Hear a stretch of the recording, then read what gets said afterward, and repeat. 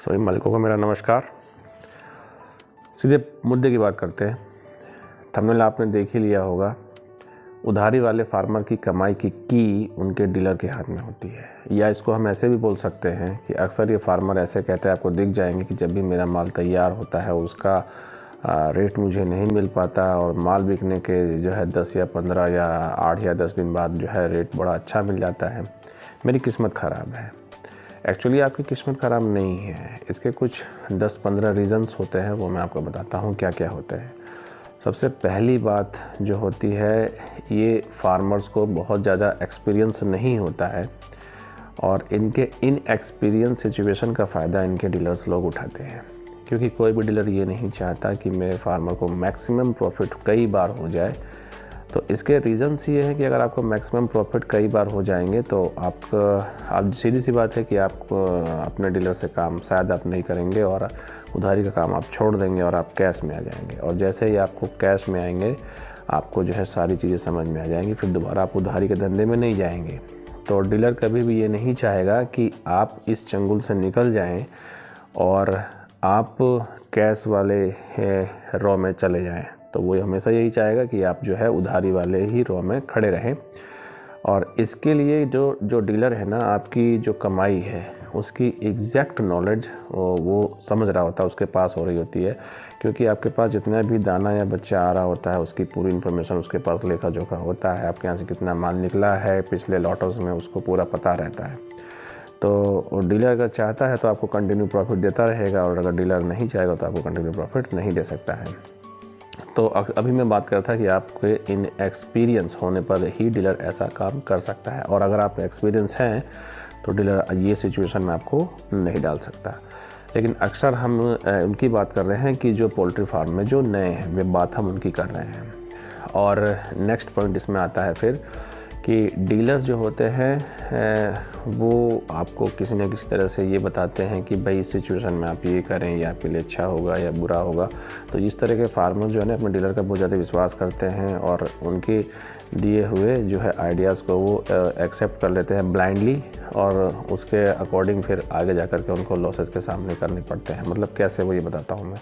Suppose करो कि जब भी चिक्स का रेट बहुत ज़्यादा हाई होगा, आपका डीलर ये नहीं चाहता कि आप मैक्सिमम प्रॉफिट गेन करो, तो वो हाई रेट का चिक्स आप जब डालते हो तो आप जो है पहले से ही अपना प्रॉफिट मार्जिन आप कम कर चुके हो, और जब वो माल तैयार होगा तो हो सकता है आपको अगर रेट भी अच्छा ना मिला तो आपको सर लॉस के चांसेस ज़्यादा रहते हैं।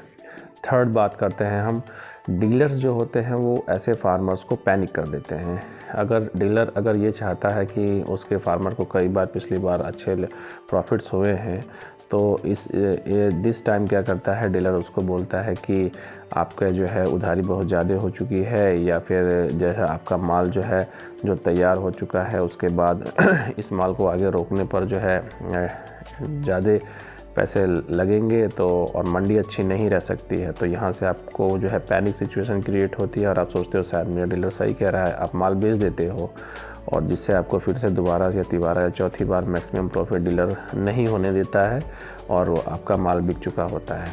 चौथी बात करें, डीलर जो होते हैं अपने ऐसे फार्मर्स को अच्छे ग्रेड का फीड नहीं देते हैं। ये डिपेंड करता है कि भाई जैसा आप कंपनीज़ को पे करेंगे, कंपनी उस तरह का आपको फीड उस ग्रेड का दे सकती है। अगर आप कंपनीज़ को अच्छा पे करते हैं, आप उन्हें ये बोलें कि हमें 1.4 का या 1.5 का जो है FCR का फीड चाहिए, तो कंपनी आपको उसी बैग में और सेम FCR का फीड दे सकती है। और अगर आप ये देखेंगे कि सेम बैग ही किसी और के यहाँ बड़ा अच्छा परफॉर्म करता है और सेम बैग ही किसी कंपनी का किसी और के यहाँ अच्छा परफॉर्म नहीं करता है, तो उसमें वो डिसाइड हो जाता है पहले ही कंपनी और जो भी उसका बायर होता है उसके बीच की जो फीड बन के जाएगा वो इस ग्रेड का बन के जाएगा। तो सीधी सी बात है, अगर डीलर ये चाहता है कि मुझे अपने फार्मरों से मैक्सिमम प्रॉफिट लेना है किसी मंथ में, तो वो उस ग्रेड को थोड़ा सा कम करा लेते हैं, और कम कराने के बाद जब वो फार्मर्स तक जाता है तो वो इतना अच्छा FCR नहीं दे पाता। अब यहाँ पर FCR की बात करते हैं। जो FCR अगर गड़बड़ होता है तो डीलर को वहाँ पर कई तरीके से फ़ायदा होता है। एक तो फ़ायदा ये होता है डीलर्स को कि उनको कम ग्रेडिंग पर दाना सस्ता मिलता है, और दूसरा जो है फार्मर के पास FCR गड़बड़ होने से फीड ज़्यादा लगता है, जिससे उनको डबल फ़ायदा होता है। तो फार्मर ये हमेशा ध्यान रखें कि फीड का FCR हमेशा अच्छा होना चाहिए। जो बेस्ट क्वालिटी का FCR है, मेरे ख्याल से जो क्रेडिट पे दिया जाता है फार्मर्स को 1.6 दिया जाता है। अगर 1.5 भी हो तो बहुत अच्छी बात है, लेकिन 1.6 से ज़्यादा FCR होने पर जो है आपके लॉसेस ही होने हैं, आपको प्रॉफिट नहीं हो सकता है। नेक्स्ट बात करते हैं कि जैसा मैंने बोला कि ऐसे फार्मर्स जो होते हैं इनएक्सपीरियंस्ड होते हैं, तो उनको चिक्स गलत समय पर दे दिया जाता है। गलत समय पर चिक्स किस तरह से मिलता है उसका एग्जांपल मैं आपको देता हूँ। सपोज़ करिए कि सब लोग जानते हैं होली पे डिमांड अच्छी रहती है, होली पे जो माल तैयार होता है उसका रेट भी अक्सर अच्छे ही रहते हैं। तो अक्सर ये देखा जाता है कि जब भी तैयार मुर्गा रहता है उसके रेट बड़े अच्छे रहते हैं, और उसके साथ साथ पैरेलल ही चिक्स मंडी भी काम करती है। तो जैसे ही तैयार मुर्गे का रेट बड़ा अच्छा आता है होली पर, तो उधर से चिक्स मंडी के भी रेट बड़े अच्छे हो जाते हैं, मतलब कि हाई हो जाते हैं। अब जो हमारे इनएक्सपीरियंस फार्मर होता है वो ये सोचता है कि यहाँ पर जब मंडी इतनी अच्छी है तो आगे भी इतनी अच्छी रहेगी, लेकिन जो इनएक्सपीरियंस फार्मर होता है उसको ये नहीं पता होता है कि होली पे डिमांड बहुत अच्छी होती है, हर घर मुर्गा बनता है, हर लोग मुर्गा खाते हैं, तो वहाँ से डिमांड अच्छी होती है, तो इसलिए जो है रेट अच्छा मिल जाता है। लेकिन जब इसके नेक्स्ट मंथ की बात करते हैं तो उसके बाद फिर होली नहीं होती है और ना ही इतनी अच्छी डिमांड होती है, और जबकि वो चिक्स आपका बहुत महंगा होता है। तो जो इनएक्सपीरियंस फार्मर्स होते हैं उनको जो होली में जो प्रॉफिट हुआ होता है वो फिर होली के 1 महीने बाद ही या तो ख़त्म हो जाता है या तो फिर बराबर हो जाता है। नेक्स्ट पॉइंट है, अक्सर तैयार माल निकाल जाने पर वो देखते हैं कि रेट हमेशा प्लस हो जा रहा है।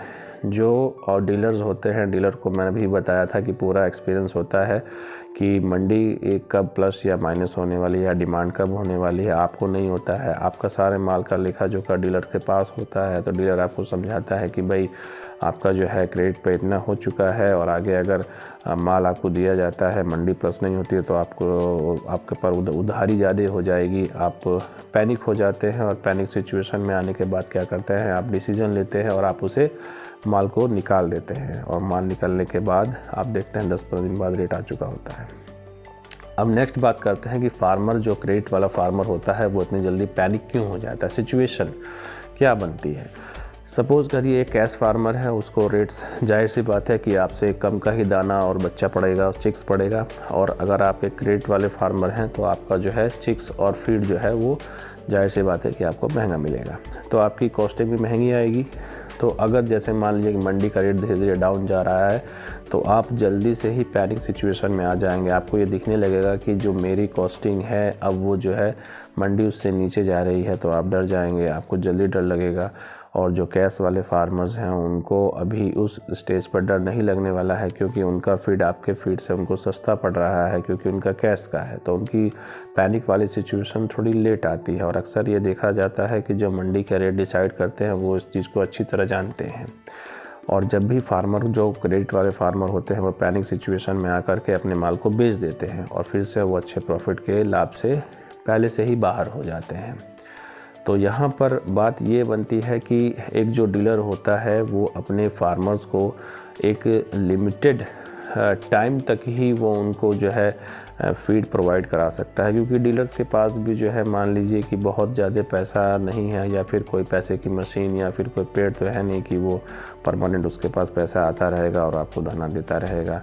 तो यहाँ तो आपका एक्सपीरियंस ही काम कर सकता है कि आपको प्रॉफिट कैसे हो सकता है। नेक्स्ट बात करते हैं कि अगर मान लीजिए आपको पिछले 3 या 4 लॉट में बड़ा अच्छा प्रॉफिट हुआ है, तो आपके डीलर के पास आपके पूरा लेखा जोखा रहता है, वो अच्छी तरह जानता है कि किस समय आपको क्या क्या प्रॉफिट हुआ है। अगर आपको कई बार ऐसे प्रॉफिट्स हो जाएंगे तो आप उनके चंगुल से बाहर निकल जाएंगे। चंगुल से बाहर निकलने का मतलब ये है कि जब आपको कई बार अच्छे प्रॉफिट्स हो जाएंगे तो आप कोशिश करेंगे कि अब मैं कैश का काम करता हूँ। जैसे ही आप कैश के काम करेंगे, कैश के काम करने पर आपको एक बार रेट का डिसाइड हो जाता है, एक्सपीरियंस आपको होता है और आप उनके हाथ से बाहर।